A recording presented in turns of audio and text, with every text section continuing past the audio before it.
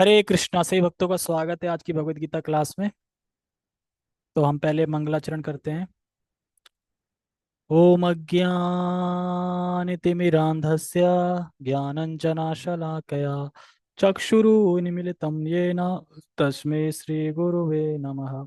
श्रीचैतन्यमनोभीष्टं स्थापितं येन भूतले स्वयं रूपः कदा मह्यं ददाति सपदान्तिकं। वन्देऽहं श्रीगुरो श्रीयुतापदकमलं श्रीगुरून् वैष्णवांश श्रीरूपं साग्रजातं सहगण रघुनाथां वितं तं सजीवं साधुवेतं सावधूतं परिजनसहितं कृष्ण चैतन्य सहगण ललिता श्री विशाखां द्विशांचा।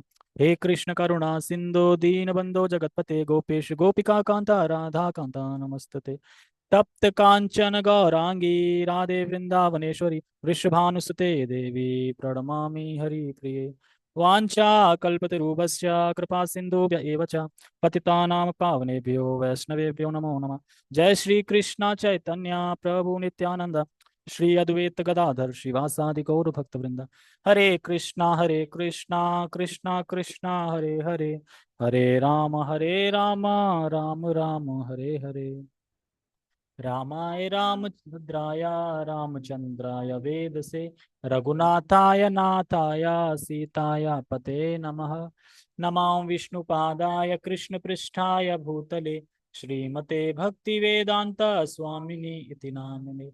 नमस्ते सारस्वते देवे गौरवाणी प्रचारिणे निर्विशेष शून्यवादी पश्चात देश तारिणे। हरे कृष्णा।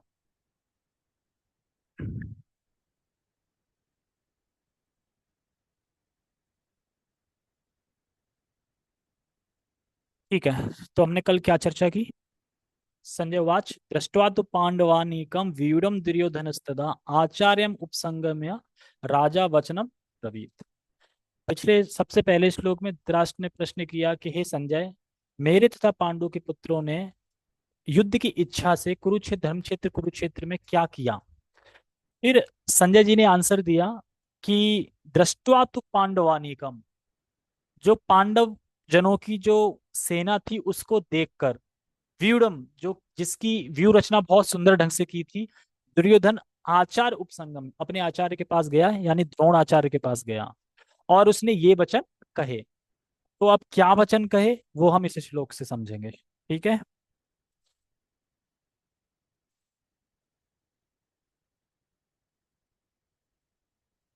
तो मेरे पीछे दोहराइए। पश्येताम पांडुपुत्राणाम आचार्य महितम चमू व्यूढ़ाम द्रुपद पुत्रेण तब शिष्येण धीमता। पश्येतां पाण्डुपुत्राणाम् आचार्य महितिं चमूं व्यूढ़ां द्रुपद पुत्रेण तब शिष्येण धीमता। पश्येतां पाण्डुपुत्राणाम् आचार्य महितिं चमूं व्यूढ़ां द्रुपद पुत्रेण तब शिष्येण धीमता।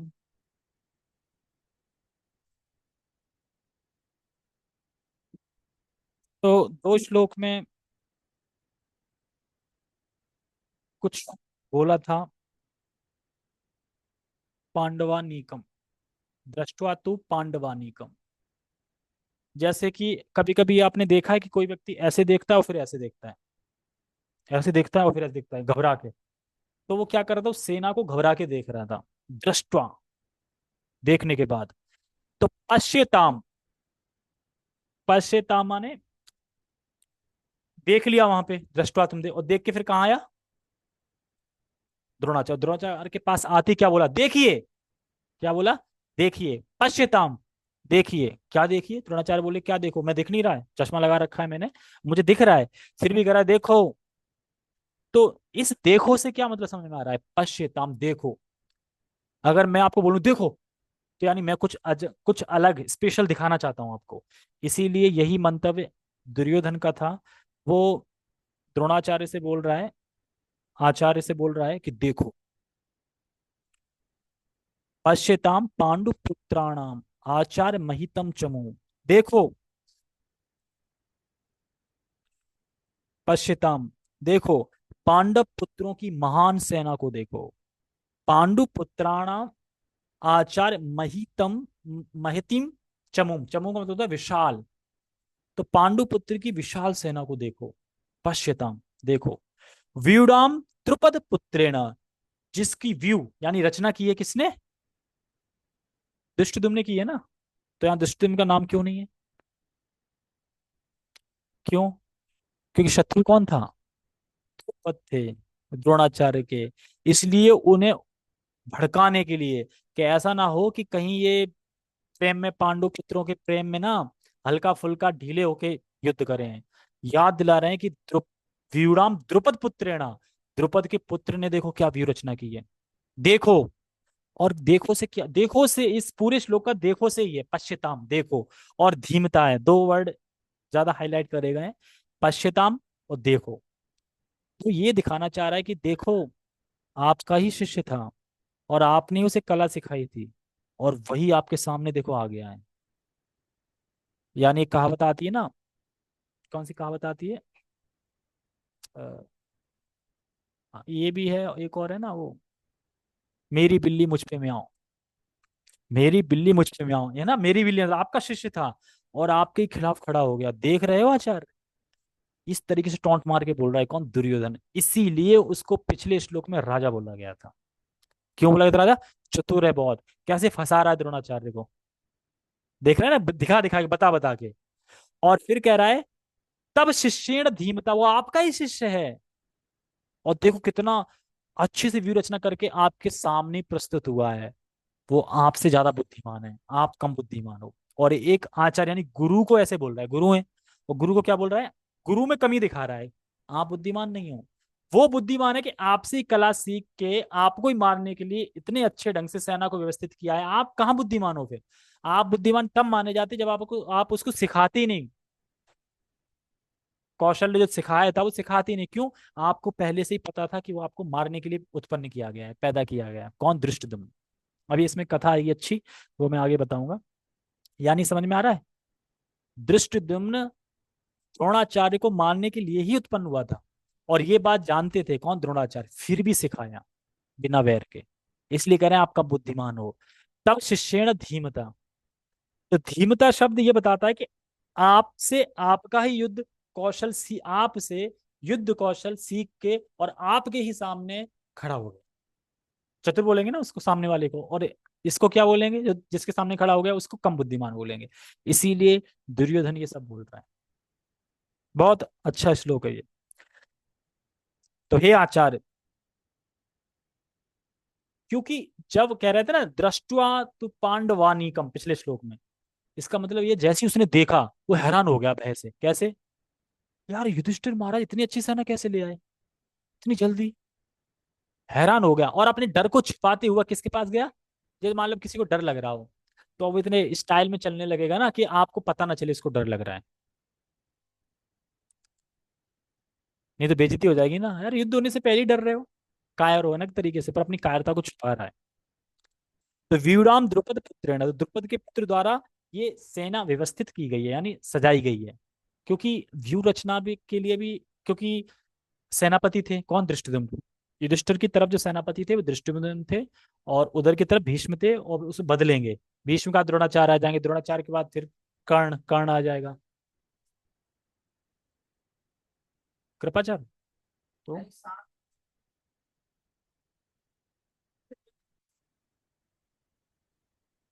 सांद, सांद नहीं, शुक्राचार्य नहीं। ठीक है, नाम याद नहीं आ रहा। तब शिष्येण धीमता, आपका ही शिष्य है, देखो, तब शिष्येण धीमता, इससे वो कितना अपने गुरु का अपमान कर रहा है, असम्मान कर रहा है, ये शब्द बोल के, तब शिष्य, आपका ही शिष्य है, और देखो ऐसे आ गया है। क्या आप इस तरीके से, मान लो आपसे कोई हलवाई का काम सीख के और आपके सामने ही कैटरिंग का काम ले ले, आप देखते ही रह जाए, बोर्ड लगा देते हो, कहेंगे अरे मैंने ही सिखाया सारा, कोई रसगुल्ला बनाना मैंने सिखाया है। चाउमीन बनाना मैंने सिखाई है ना, समोसा बनाना मैंने सिखाया। चाउमीन क्यों? अच्छा चलो, मैं कथा के बाद बात करूंगा, कल फ्री हो वैसे? ठीक है फिर तो बढ़िया, फिर खा लेना चाउमीन फिर। ठीक है, फिर मैं कहाँ था? हाँ। तब शिष्येण धीमता, तो श्लोक समझ में आ गया सबको? पश्चिताम, देखकर, क्योंकि देख तो पिछले श्लोक में लिया था, अब देख के आ गया था ना, तो अब पश्चिताम किससे बोल रहा है? द्रोणाचार्य से बोल रहा है देखो। अब द्रोणाचार्य क्या, चश्मा है भाई, देख रहा हूं मैं, ऐसे क्यों जोर दे के रहे देखो? जैसे कभी भीड़ होती ना, कहीं आग लग गई हो, या कहीं कोई ड्रामा हो रहा हो, या कोई नाटक हो रहा हो, तो हम दोस्त दोस्त खड़े कहते हैं ना, देखो देखो देखो, वो देखो, वो देखो, बोलते हैं ना। ऐसे कर, मतलब स्पेशल कुछ दिखाना चाहते हैं। इस तरीके से दुर्योधन दिखा रहे। द्रोणाचार्य उल्लू थोड़ी है, द्रोणाचार्य बड़े हैं, सीनियर हैं, बहुत बुद्धिमान है, वो देख नहीं रहे कि कैसी सेना है, ये क्या है, सब देख रहे हैं। फिर भी दुर्योधन अपने आप बता रहा है कि मैं राजा हूँ, तुम मेरे अधीनस्थ हो, और देखो, इस तरीके से। तो हम जैसे महाभारत में सुनते हैं कि युद्ध शुरू होने से पहले युधिष्ठिर आदि, पांडव आदि, द्रोणाचार्य और पितामह भीष्म के पास जाते हैं, दंडवत प्रणाम करते हैं, और वो उन्हें आशीर्वाद देते हैं कि विजयी भव। और पितामह भीष्म कहते हैं अगर आप मुझसे प्रणाम करने नहीं आते ना, या मुझसे परमिशन लेने नहीं आते, तो ना मैं श्राप दे देता हूँ। और यहाँ पे दुर्योधन क्या कर रहा है, शुरू से ही अपमान कर रहा है अपने गुरु का, तो जीतेंगे वो? विजयी भव तो पहले ही भूल गया ना उधर के लिए, पहले ही भूल गया, क्यों? कृष्ण उधर है, तो वैसे ही विजयी होना है एक तरीके से। तो इस तरीके से ठीक है, हमें अगर शब्दार्थ शब्दार्थ पढ़ते हैं हम, और शब्दार्थ के बाद अनुवाद पढ़ते हैं। शब्दार्थ देखो, पश्य यानी देखिए, एताम इस, पांडु पुत्राणाम पांडु के पुत्रों की, आचार्य हे आचार्य यानी गुरु, महतीम यानी विशाल, चमूम सेना को, सॉरी, महतीम का मतलब विशाल है, चमूम का मतलब सेना को। तो इस विशाल सेना को देखो, व्यूढ़ाम द्रुपद पुत्रेण, सेना को व्यवस्थित द्रुपद के पुत्र द्वारा, अभी दुष्टम नाम नहीं बताया है। तब तुम्हारे शिष्येण, शिष्य द्वारा, धीमता अत्यंत बुद्धिमान, यानी आप कम बुद्धिमान हो, वो अत्यंत बुद्धिमान है। धीमता कर रहा है कि नहीं, बेइज्जती कर रहा है? और फिर भी समझ में नहीं आ रहा है कि किस तरीके से उकसा रहा है। और आगे चल के क्रोधित भी होंगे कौन? द्रोणाचार्य, सुन सुन के, हाँ सही कह रहा है, मेरा शिष्य है और मुझी को मारने के लिए प्रस्तुत हो गया है। और साथ में अर्जुन ये भी बताना चाह रहा है, आगे बताएगा, कि कोई सम्मान की भावना नहीं है सामने वाले को, वो तो कमर कस के अब मारने आए सीधा। अगर आप सोच रहे हैं ना कि हम गुरुजन है तुम्हारा सम्मान करेंगे, वेलकम करेंगे, ऐसा कुछ नहीं है। ऐसे भड़काएगा, क्योंकि उसके पास कोई और चारा नहीं है ना जीतने के लिए। क्योंकि उसका जो फौज है वो यही तीन है, कृपाचार्य, द्रोणाचार्य और भीष्म, पितामह भीष्म, यही सब। कर्ण तो खैर बाद में आएंगे। ठीक है, अनुवाद पढ़ते हैं।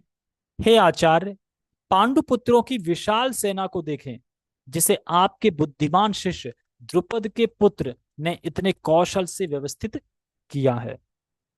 द्रुपद। और दुर्योधन बोल रहा है कि आचार्य बोल रहा है, और साथ में दुर्योधन आचार्य मतलब ये बोल रहा है मूर्ख हो तुम। किस बोल रहा है? हे आचार्य, तुम मूर्ख हो, ये कहना चाह रहा है अंदर से वो, पर शब्द बाहर नहीं आ रहा है, क्योंकि वो सब सब निगेटिव दिखा रहा है ना। वो बुद्धिमान है, इतने अच्छे से व्यवस्थित किया है, देख रहे हो आप, मतलब तो ये कह रहे हैं कि आप मूर्ख हो, सब कुछ आपने उनके लिए करा, निकाल नहीं रहा है। ये उसका भाव अंदर का, ऐसा आचार्य बताते हैं। तो सेना को देखो, समझ आया? आपके शिष्य, आचार्य देख रहे हैं ना, आपके शिष्य, बार बार कह रहा है, आचार्य देख रहे हैं ना, आपका शिष्य, आपका शिष्य, आपका शिष्य। तो गुस्सा ही जाएगी ना, मेरा शिष्य, मेरा शिष्य, अभी तीर लाओ, अभी मार ही देता हूँ। भड़का रहा है एक तरीके से। तो द्रोणाचार्य ने सारा युद्ध कौशल सिखाया। आप सोचो उस टाइम के ब्राह्मण कितने कृतज्ञ होते थे। मान लो आपको पता हो कि मैं जिसको ट्रेन कर रहा हूँ हलवाई की लाइन में, वो कल मेरे ही बैंड बजा देगा, या आपको पहले से अगर पता हो, तो आपसे ट्रेन करेंगे? लेकिन द्रोणाचार्य ने किया, क्यों? क्योंकि एक ब्राह्मण का ये कर्तव्य है। एक छत्री का कर्तव्य होता है कि जब उसके सामने कोई युद्ध कर रहा है और वो हार मान ले, और वो दंडवत हो जाए, और मतलब दंडवत हो जाए और उसके शरण में चला जाए, तो वो उसे माफ कर देगा। ये छत्री का स्वभाव होता है। इसी तरीके से एक ब्राह्मण का स्वभाव होता है, उनके पास जो भी कौशल विद्या के लिए सीखने के लिए आएंगे, जो भी छत्री होंगे आएंगे, वो उनको कौशल विद्या देंगे। और जो उनको प्रिय छात्र होगा, प्रिय होगा, वो उसको सारा गुहितर ज्ञान भी देंगे, मतलब सारा बता देंगे, आप मुझे कैसे मार सकते हो ये भी बता देंगे। इसीलिए धृष्टद्युम्न को बता दिया था कि मैं कैसे मरूंगा। तो इसीलिए उनको पैदा किया गया था मारने। जब वो अचेत हो जाएंगे, उनको कोई खबर दे देगा कि आपका पुत्र मारा गया, जब वो अचेत हो जाएंगे, अरे मेरा पुत्र मारा गया, और उनसे हथियार नीचे गिर जाएंगे, वैसे ही उनका वध कर सकते हो। उससे पहले आप वध ही नहीं कर सकते। उन्हें ऐसा वरदान था कि जब तक उनके हाथ में शस्त्र हैं, द्रोणाचार्य के हाथ में, तब तक उनका वध हो ही नहीं सकता। हथियार गिराने, हथियार कैसे गिराएंगे आप? अचेत हो जाएंगे तभी ना, अरे पुत्र मारा गया मेरे, क्योंकि पुत्र मोह में चले गए और पुत्र मारा गया तो हथियार छूट गया, फिर मार दिया एक तरीके से। फिर अश्वत्थामा बाद में मार देता है, बदला लेता है अपने पिता का एक तरीके से। तो ये सब चीजें महाभारत पढ़ेंगे। एक मन कर रहा है कि गीता के बाद यार महाभारत स्टार्ट कर जाए, बड़ा बढ़िया स्टोरी है उसमें, महाभारत में लड़ा, खूब धूम धड़ाका है, स्टोरी है, लव स्टोरी है, मार काट सब है, जैसे फिल्में होती है ना वैसे ही है। उसे पढ़ के हंसोगे भी बहुत, इधर से गदा मारा, उधर से ये मारा, इधर से ये चक्कर मारा ऐसे करके चलता है उसमें, महाभारत में। तो अत्यंत कूटनीति से बोल रहा है, जबकि ऐसा नहीं बोलना चाहिए गुरु के प्रति। कूटनीति समझते हैं, राजनीति समझते हैं, ऐसी कूटनीति, मतलब छल कपट, ये कूटनीति में आता है। और राजनीति समझाइए, आता है ना, राजनीति तो अच्छे ही चलता है। तो यहाँ पे डुअलिटी, मल्टी, मतलब वो दिखा रहा है एक तरह से, रोल कर रहा है कौन, दुर्योधन। राजनीति भी दिखा रहा है राजा का, और कूटनीति भी दिखा रहा है, दोनों चीजें कर रहा है। देख रहे हैं आचार्य को बोल रहा है, आप बुद्धिमान नहीं हो, आप भोले हो, जो आपने ये सब सिखा दिया, अब आपके सामने ये आ गए। तो द्रोणाचार्य, ऐसा नहीं कि द्रोणाचार्य सब समझ नहीं रहे थे, सब समझ रहे थे द्रोणाचार्य, सब पता है उनको कि दुर्योधन क्या सोच रहा है। बार बार उकसा रहा था दुर्योधन द्रोणाचार्य को। और द्रोणाचार्य ने शिक्षा क्यों दी, जबकि मारने के लिए उत्पन्न हुआ था? वो बोल रहा है, देखो आपको धोखा दिया किसने, धृष्टद्युम्न ने, आपसे ही सीखा, और आपके सामने आपको मारने के लिए तैयार खड़ा है, आपको धोखा दिया आचार्य, आप कुछ नहीं करेंगे, धोखेबाज को नहीं मारेंगे, ऐसे उकसा रहा है, कैसे भी करके उकसा रहा है, युद्ध हो। तो दुर्योधन आचार्य से ये कह रहा है कि आपके ही कारण यह अनर्थ उपस्थित हुआ है। आपने पहले शिक्षा दी थी, आपने इतना, कहते ना कि एक सर्प को दूध पिला पिला के वो सर्प ही डंस मार देता है, उसी प्रकार से आपने ही शिक्षा दी थी, और अब ये अनर्थ आपकी वजह से उपस्थित हो गया है। इसीलिए अगर आपने युद्ध में ढील मारी ना, तो हमारा सर्वनाश हो जाएगा, तो ढील नहीं मारनी है, इस तरीके से समझा रहा है। ठीक है, हम तात्पर्य पढ़ते हैं।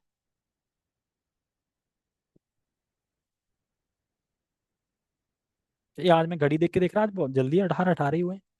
आज 8 बजे क्लास स्टार्ट करी ना। तात्पर्य, अब देखो तात्पर्य ध्यान से सुनो, छोटा सा तात्पर्य है।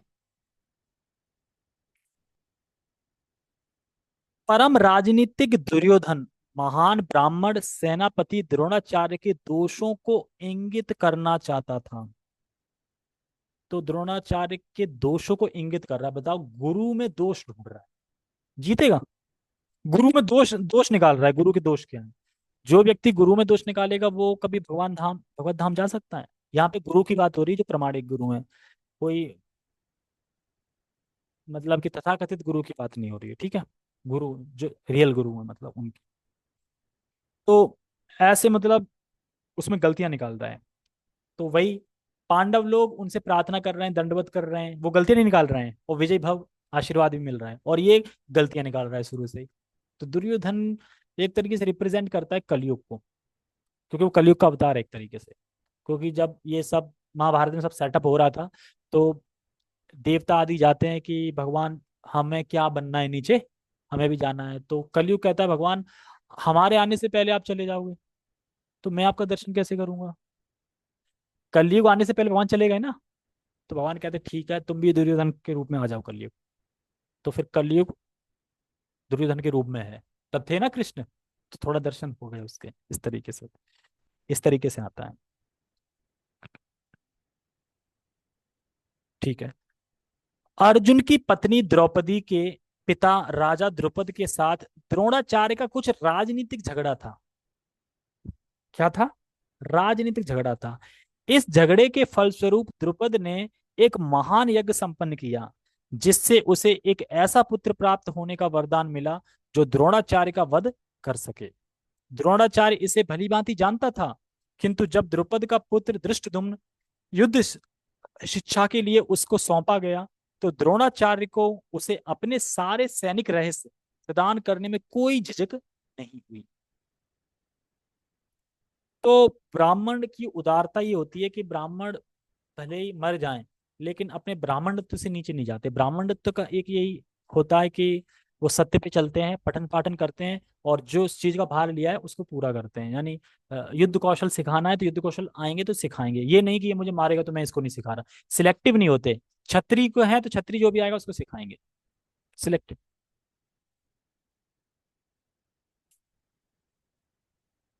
सब पता है ना मार। एक बात बताओ, मारेंगे उधर ही होंगे ना, इधर होके थोड़ी मारेंगे। क्योंकि उस टाइम में विश्वासघात नहीं होता था ना कि आपके पार्टी में आपको छुरा भोंक दिया। ये नहीं होता। ये तो अभी कलयुग में होता है ना कि रक्षक ही भक्षक बन गए। ये तो कलयुग में है। उस टाइम पे कलयुग स्टार्ट था एक तरीके से, या द्वापर द्वापर युग एंड था। इस तरीके से चल रहा था। तो ऐसा नहीं करते हैं। 80% बताते थे, 20% नहीं बताते थे, लेकिन कोई कोई प्रिय भक्त जैसे अर्जुन प्रिय थे उनको बहुत, है ना, तो सब बताते थे इस तरीके से। धृष्टुम्न प्रिय थे, इस तरीके से सब बताते थे। ठीक है। अब धृष्टद्युम्न कुरुक्षेत्र की युद्ध भूमि में पांडवों का पक्ष ले रहा था, और उसने द्रोणाचार्य से जो कला सीखी थी उसी के आधार पर उसने यह व्यू रचना की थी। व्यू रचना तो समझ में आ रहा है ना, व्यू देखना। हम्म। दुर्योधन ने द्रोणाचार्य की इस दुर्बलता की ओर इंगित किया, जिससे वह युद्ध में सजग रहे और समझौता ना करे। दुर्बलता समझते हैं? दुर्बलता दिखा रहा है किसकी? द्रोणाचार्य की। कौन? दुर्योधन। क्यों? कि आपने, आप बुद्धिमान कम हो, आपने उसको सारा कौशल्य सिखा दिया, आपको मानेगा, आपकी दुर्बलता ही है। तो अब ऐसा ना हो कि फिर आप दुर्बलता कुछ दिखा दें युद्ध करते समय तो हम हार जाएं। ये इंगित कर रहा था। समझौता ना करें, ऐसा ना हो कि आप कहीं पार्टी बदल लें कुछ, या फिर समझौता कर लें आंख ही आंख में चोली से, ऐसा नहीं। इसके द्वारा वह द्रोणाचार्य को यह भी बताना चाह रहा था कि कहीं वह अपने प्रिय शिष्य पांडवों के प्रति युद्ध में उदारता ना दिखा बैठे। अरे ये तो मेरे शिष्य हैं, इनको मैं कैसे मार सकता हूँ, है ना, इमोशनल हो जाते हैं थोड़ा। ये ना, उदारता ना दिखा बैठे। विशेष रूप से अर्जुन उसका अत्यंत प्रिय एवं तेजस्वी शिष्य था। दुर्योधन ने यह भी चेतावनी दी कि युद्ध में इस प्रकार की उदारता से हार हो सकती है। किसका फोन आ रहा? काटो काटो जल्दी, काटो, बाद में करता हूँ। तो इसमें क्या करें, हार हो सकती है। यानी अगर छोटी भी गलती कर दी ना, उदारता दिखा दी, तो हम हार सकते हैं। द्रोणाचार्य, आप समझ रहे हो? आप देखो इसलिए कैसे व्यू रचना करी है, समझो और लड़ो सही से। ये उकसाने का तरीका है दुर्योधन का। तो ये सब कह रहा था। तो वही कह रहे हैं कि आप जरूरत से ज्यादा उदार थे, तभी ये अनर्थ उपस्थित हो गया है सामने। अगर आप फिर से उदार हो जाएंगे तो हम तो फिर मेटामेट हो जाएंगे। समझ में आया? थोड़े उदार थे आप पहले। मान लो आपको मारने के लिए प्रकट किया गया था, अगर आप उदारता ना दिखाते तो आप उसे सिखाते नहीं। आपने उदारता दिखा के आपने सिखा दिया, तो ये अनर्थ सामने उपस्थित हो गया। अब आप फिर उदारता दिखा देंगे तो हमारा तो मेटामेट हो जाएगा। तो इसी समझाना चाह रहा है। अब यहाँ पे स्टोरी आती है कि राजनीतिक झगड़ा क्या था। किस किस को पता है पहले ये बताओ, नहीं तो फिर मैं बताऊंगा। कह रहे ना कि द्रुपद और द्रोणाचार्य का राजनीतिक झगड़ा था। तो क्या झगड़ा था?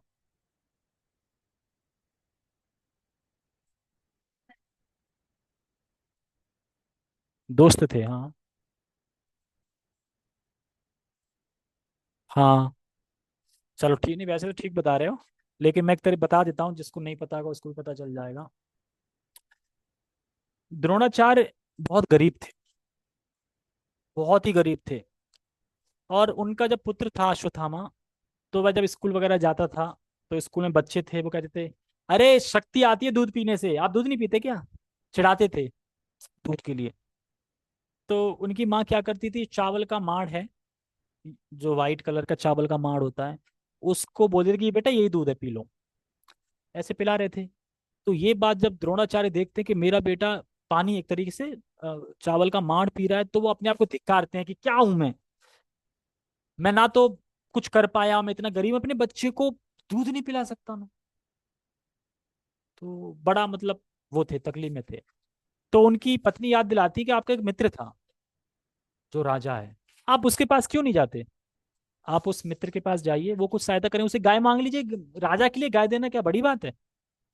क्योंकि वह ब्राह्मणत्व में थे, सच्चे ब्राह्मण थे, इसलिए संतुष्ट थे।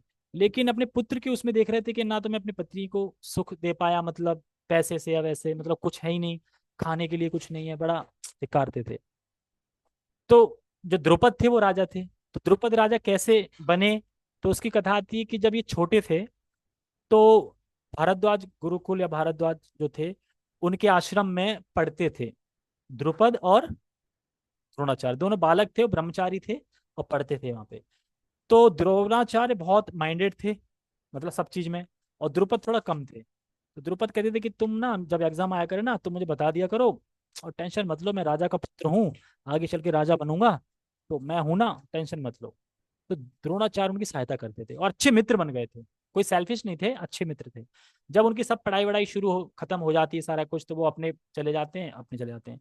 तो ये तो एक ब्राह्मण बन गए जो बहुत गरीब थे, और द्रुपद कौन बन गए, वो राजा बन गए। अब उसके बाद जाते हैं ये किसके पास, द्रुपद के पास। और द्रुपद से कहते हैं मेरे भाई, मेरे मित्र, मैं आ गया हूं, मैं आ गया हूं। और गले मिलना चाहते थे, वो एकदम धिक्कार देते हैं उनके। पहले तो उनके सैनिक ही नहीं अंदर आने देते, कौन फकीर है, कौन ये गरीब चला रहा है। तो कह रहे मैं उनका मित्र हूं, आप ऐसे कैसे बोल रहे हैं, आप जाके द्रुपद को बोलिए कि द्रोण आए हैं, जाओ। वहां बोलते हैं द्रोण आए। अब द्रुपद समझ तो गया था, लेकिन अब उसकी कोई हैसियत थी ना, अब कोई डाउन नहीं करने, एक गरीब दोस्त है, एक राजा का दोस्त एक राजा की तरह होना चाहिए। तो कह रहे कौन, मैं नहीं जानता। तो वो द्वारपाल आते कहते नहीं, कह रहे एक बार मिला तो दीजिए। तो मिलते हैं, तो क्या द्रोण, वो द्रुपद, आप भूल गए हम संग में पढ़ते थे, मैं आपकी कॉपियां हल करता था, ये वो सब बताया। कह रहे आप बचपने को अभी भी दोस्ती समझ रहे हैं। अरे वो बचपने की बातें थी, वो बोल दिया बोल दिया, अब मैं राजा हूं, तुम क्या हो, एक गरीब। क्या एक गरीब और राजा की मित्रता हो सकती है, नहीं। तो बहुत बेइज्जत करता है, मतलब या तो सम्मान करता, बोलता कि देखो अब मित्र तो नहीं है, लेकिन आपको जो चाहिए मैं आपको दे सकता हूँ। हालांकि उन्होंने बोला कि चलो ठीक है, पीछे सब छोड़िए, मुझे गाय की आवश्यकता है। तो कर गाय, अब नहीं दूंगा गाय में। आप मेरे मित्र बता रहे हो, ये मतलब सिफारिश लगा रहे हो कि मित्र बन जाऊं और मैं आपके समान हो जाऊं, मित्र मतलब अब समान स्तर पे हो गए ना। तो मना कर देता है। तो द्रोणाचार्य को बहुत क्रोध आता है, और फिर द्रोणाचार्य करते हैं तपस्या। एक तपस्या करते हैं, और उस तपस्या से शिव जी की तपस्या करते हैं, शिव जी को प्रसन्न करते हैं। और शिव जी से सारा धनुर्धर की जो भी ज्ञान है ना, सब लेते हैं वरदान में। और फिर जॉब ढूंढते हैं, रिसर्च रिज्यूम बना के। उन्होंने रिज्यूम बना लिया, आई फाइंड जॉब। और उधर जो दुर्योधन पार्टी और जो पांडव पार्टी, छोटे छोटे बच्चे थे तो वो खेल रहे थे वो। तो उनकी गेंद कुएं में चली गई थी खेलते खेलते, और वो काफी देर से निकाल रहे थे, निकाल नहीं पा रहे थे। तो उधर से जब द्रोणाचार्य गुजरते हैं, तो द्रोणाचार्य देखते हैं और हंसते हैं, अरे पुत्रों, छोटे बालकों, आप बॉल नहीं निकाल पा रहे हैं। कह रहा आप निकाल के दिखाइए। तो उनने तो सिद्धि विद्धि सब सीखी थी, अभी शिव शिव जी का किया था सारा कुछ से। तो जो सरकंडा होता है ना, सरकंडा सीख होती है, जो सीख, सीख लेते हैं, सीख ऐसे डालते हैं, बॉल पे चुपती है, एक और सीख फेंकते हैं, उस पे चुपती है, और एक और सीख फेंकते हैं, ऐसे चुपते चुपते चुपते चुपते खींच, चैन बन जाती है, खींच लेते हैं इसको। सब लोग तो देखते ही रह जाते हैं, अरे ये क्या, इतना परफेक्ट, कैसे। तो ये बात पता चलती है पितामह भीष्म को। तो पितामह भीष्म कह रहे थे मैं अपने बच्चों के लिए वैसे भी देख ही रहा था कि गुरुकुल मिल जाए कोई शिक्षा इधर उधर सिखाने के लिए, योग शिक्षा शिक्षा, कौशल्य सिखाने के लिए, इससे अच्छा कौन हो सकता है। तो फिर वो उनके वहां कह देते हैं कि ये मेरे बच्चे हैं, इनको आप सिखाइए। तो फिर दोनों को, कौरव पांडव दोनों को सिखाते हैं, शिक्षा देते हैं, सब कुछ देखते हैं तो उसमें। और शिक्षा देने के बाद उसमें धृष्टद्युम्न भी होता है, वो भी सीखता है, सब होते हैं। उसके बाद गुस्सा तो भरा था। जब सारी शिक्षा पूरी जाती तो कहते हैं ना गुरु दक्षिणा। तो गुरु दक्षिणा में क्या चाहिए, तो द्रुपद कहते हैं कि मुझे द्रुपद चाहिए, सॉरी द्रोणाचार्य कहते हैं मुझे द्रुपद चाहिए, जिंदा पकड़े हुए। दुर्योधन बोलता है अरे ये तो बाएं हाथ का खेल है द्रोणाचार्य, गुरुदेव मैं जाता हूँ 100 पुत्रों के साथ, नहीं 100, सॉरी 100 भाइयों के साथ, अभी पकड़ के लाता हूँ। 100 भाई गए, द्रुपद द्रुपद ने सबको मजा चखा दिया, सब लौट के आ गए निराश होके। ते- उसके बाद अर्जुन से बोलते हैं, अर्जुन जाते हैं फिर, अर्जुन जाते हैं सबको वहां हरा के, और द्रुपद को बंदी बना के ले आते हैं। और बंदी बना के बाद द्रोणाचार्य उनकी बेइज्जती करते हैं, क्योंकि अब आप बंदी हो मेरे, यानी आपका सब कुछ अब मेरा है, क्योंकि आप हारे ना, तो आप मेरे हो गए फिर। मतलब मेरे हो गए मतलब आपका सारी प्रॉपर्टी, सारा आपका द्रुपद, पांचाल नगर जो भी था, सारा मेरा हो गया। लेकिन जाओ, मैं आपको आधा देता हूँ, आधा मेरा, आधा आपका। अब हम हो गए बराबर, क्या अब आप मुझे मित्र कह सकते हैं, अब हम मित्र हैं। तो हालांकि वो गले लग जाते हैं लेकिन अंदर से मित्र कभी नहीं मानते। फिर वो भी तपस्या करते हैं। द्रुपद, अब द्रुपद बैठ गए तपस्या के लिए। उन्हें फिर तपस्या से एक पुत्र एक पुत्री प्राप्त होती है, द्रौपदी और धृष्टद्युम्न। और भविष्यवाणी होती है धृष्टद्युम्न है वो कारण बन, वो मारेगा किसको? द्रोण को। और द्रौपदी भी कुछ कारण ही है, कौरवों को हराने के लिए कुछ कारण ही थी, किसी ने कारण थी, इसीलिए उत्पन्न की गई थी। मतलब या तो युद्ध होने का कारण बनी थी कुछ, पर कुछ ना कुछ लिंक था। इस प्रकार से वही धृष्टद्युम्न अब सामने खड़ा है। तो राजनीतिक झगड़ा समझ में आ गया क्या था? ठीक है। ओके, तो अब हम क्वेश्चन आंसर की तरफ चले। ठीक है, तो क्वेश्चन आंसर सबको दिख रहे होंगे।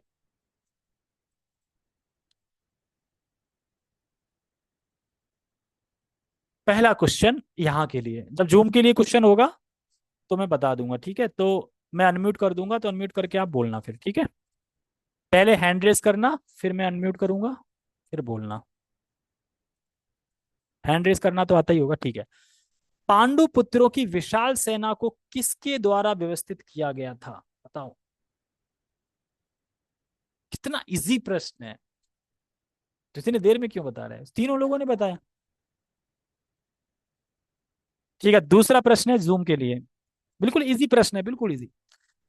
धृष्टद्युम्न ने युद्ध शिक्षा किन से प्राप्त की थी? यहाँ मत बताना। ठीक है, जूम वाले बताओ कोई। धृष्टद्युम्न ने युद्ध शिक्षा किससे प्राप्त की थी? उनका नाम बताना है खाली।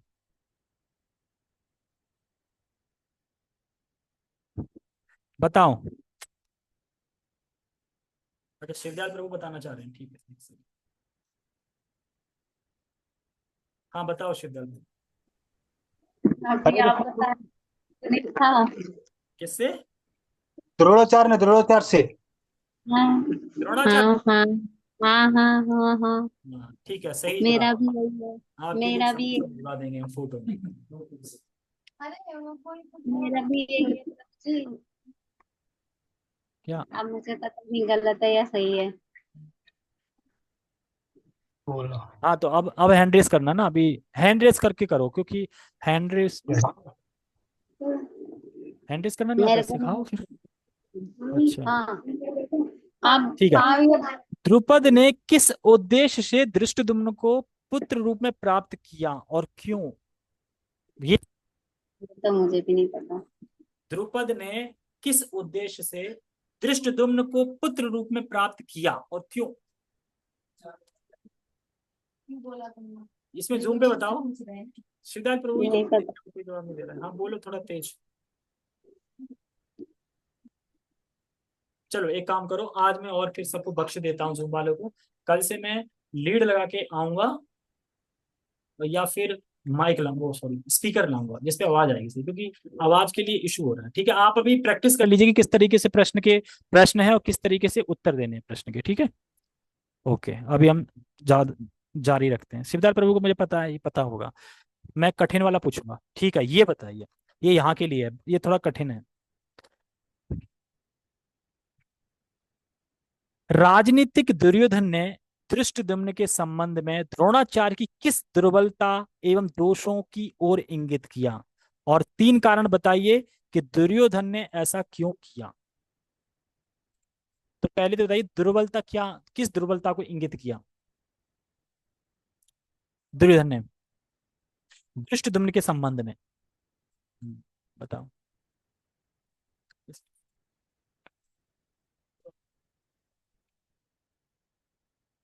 हरे कृष्णा, पहले उन्होंने उनको युद्ध विद्या वगैरह सिखाई थी ना, तो उसके लिए वो सुना रहे थे द्रोणाचार्य के, जाओ वो तुम्हें तुम्हें तुमने उनको सिखाया कि, और वही तुम्हारा अभी युद्ध का मतलब यहाँ पर अभी इतना अच्छा वो सिखाया, क्यों सिखाया आपने उन्हें? और दोष क्या थे? दोस्तों के दोष क्या थे? द्रोणाचार्य के क्या दोष? और तीन कारण बताइए। ये मतलब द्रोणाचार्य ने वो दुर्योधन ने तीन ये कारण क्यों बताइए, किया? जो भी ऐसा क्यों, वो ना क्यों उकसाना दुर्बलता दिखा रहे हैं? वो ना उकसाना चाह रहा था कि मतलब ताकि वो उनसे संधि ना कर ले, भूल कर भी उनका क्रोध बना रहे उनके अंदर, उन्हें हराने के लिए, उन्हें मतलब खत्म कर दे उन्हें।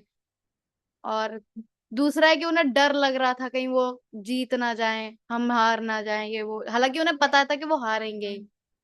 हाँ हाँ। नेक्स्ट क्वेश्चन है, श्लोक में पश्य एताम शब्द प्रयोग के पीछे दुर्योधन की क्या कूटनीति प्रकट हो रही है, और परोक्षता इससे उसका क्या आशय है। ये प्रश्न नंबर 5 है ना। तो पश्यताम, देखो, क्यों दिखाना चाह रहा है, आपने ही सिखाया था ना, देखो देखो, पश्यताम शब्द। और कूटनीति मतलब देखो का मनोभाव क्या है पीछे, देखो तुम्हारी गलती है, कूटनीति दिखा रहा है, एक तरीके से उखड़ा रहा है, एक तरीके से चार्ज कर रहा है। और इससे उसका क्या आशय है, उससे आशय यह है कि आप बुद्धिमान नहीं है, वो बुद्धिमान है, ये आशय है उससे। ठीक है। क्वेश्चन नंबर 6, क्वेश्चन नंबर 6 और 7 दोनों है। द्रुपद और द्रोणाचार्य के बीच किस कारणवश राजनीतिक झगड़ा था, ये कौन बताएगा, ये तो स्टोरी फॉर्म में। झगड़ा क्या था, क्या बताया, अभिषेक बताओ। हाँ, झगड़ा इसीलिए था कि जब वहां गए थे राजा के पास तो उन्होंने ठुकरा दिया था, बेइज्जती करी थी, इसलिए राजनीतिक झगड़ा थी। द्रुपद को महान यज्ञ संपन्न करने पर क्या वरदान प्राप्त हुआ है, द्रुपद, द्रुपद, हाँ, धृष्टद्युम्न और द्रौपदी प्राप्त हुई थी, जो कि वध करेगा धृष्टद्युम्न। ठीक है। 8वां नंबर, दुर्योधन यानी धीमता शब्द से द्रोणाचार्य की कौन सी दुर्बलता को इंगित करना चाह रहा था, और वस्तुतः कौन सी चेतावनी दी। तो इसको मैं बता देता हूं, दुर्योधन इसमें जो लास्ट का है उससे ये बता रहे हैं कि गुरु, 9 प्रश्न है ना, हाँ, दृष्टद्युम्न के लिए वह बुद्धिमान, दृष्टद्युम्न बुद्धिमान है, और आप कब बुद्धिमान हो। धीमता, धीमता शब्द मैंने समझाया था ना, धीमता शब्द इसलिए है आया है, आपसे ही सीखा है, आपको ही मारने के लिए कौशल विद्या, वो देखो कितना बुद्धिमान है, आप बुद्धिमान नहीं हो। तो धीमता शब्द से ये आ रहा है। और लास्ट प्रश्न है, ये बिल्कुल इजी है, ये सबसे सबको इंक्लूड, तीनों श्लोकों को इंक्लूड कर बताया है। प्रस्तुत श्लोक 1 से 3 से हम दुर्योधन के कौन कौन से छिपे मनोभाव के बारे में सीखें, ये कौन बताएगा। 1 से नंबर 3 श्लोक में दुर्योधन के अंदर क्या भाव छुपे थे, क्या क्या भाव, उनको बताइए, कम से कम 3। हाँ, तीनों श्लोक में दुर्योधन के अंदर क्या चल रहा था।